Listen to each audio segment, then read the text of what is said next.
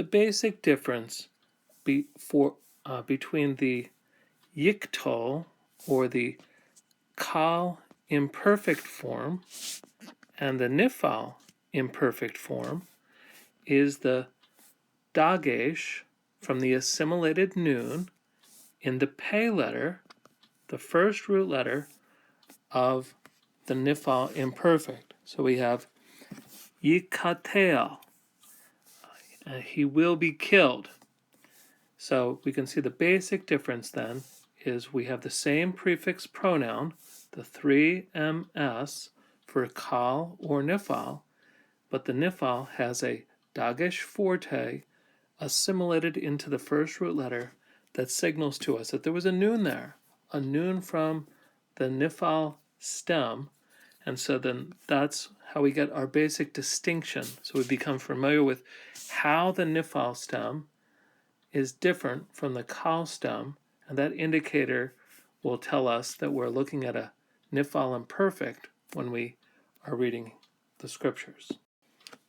And here we see, looking at the nifal form of the imperfect, that when we're talking about a strong root, that is no Jonah letters, and all of the letters can accept dageshim, no gutturals, that we have the dagesh in the first root letter all the way down. So then we can easily see, and it needs to jump out at us, that this dagesh in the first root letter, that's a nun, and that's a symbol of the nifal stem.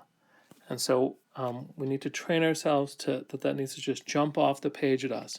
That's why it's very important to know the difference between a dagesh lene and a dagesh forte, so that we can see when we have an assimilated nun and be able to do the parsing that we need to.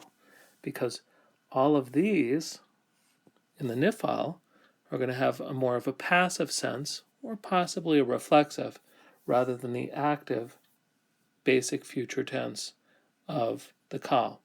And of course, there's all the modalities, woulda, coulda, shoulda, that are part of the imperfect. Genesis 15:15. V'ata tavo el avotecha b'shalom tikaver.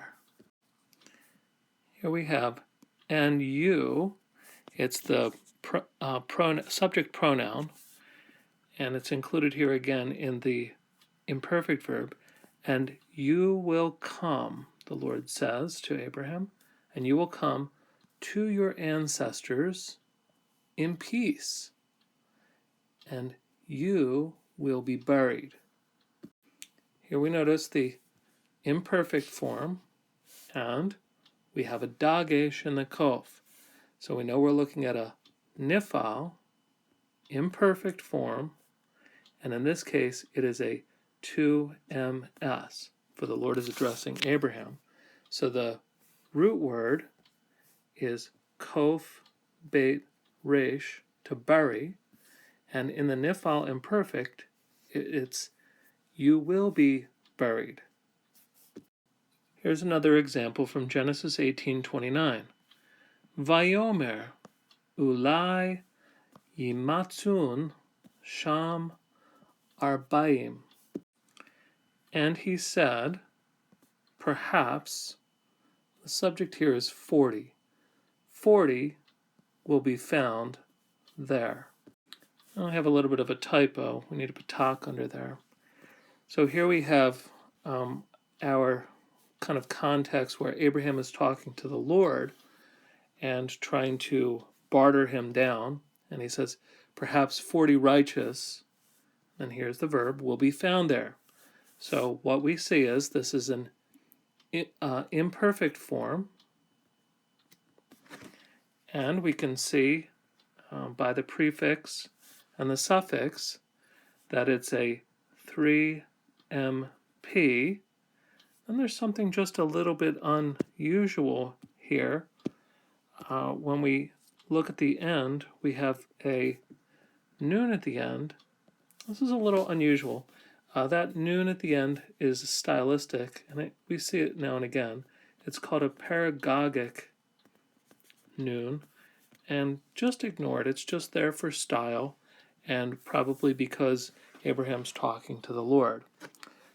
But then the key issue, and what we're focusing on here, is there's a dagesh in the meme, and so that's a signal to us that we're looking at a Nifal imperfect. So 40 will be found there. And that's what Abraham hopes as he tries to negotiate with the Lord.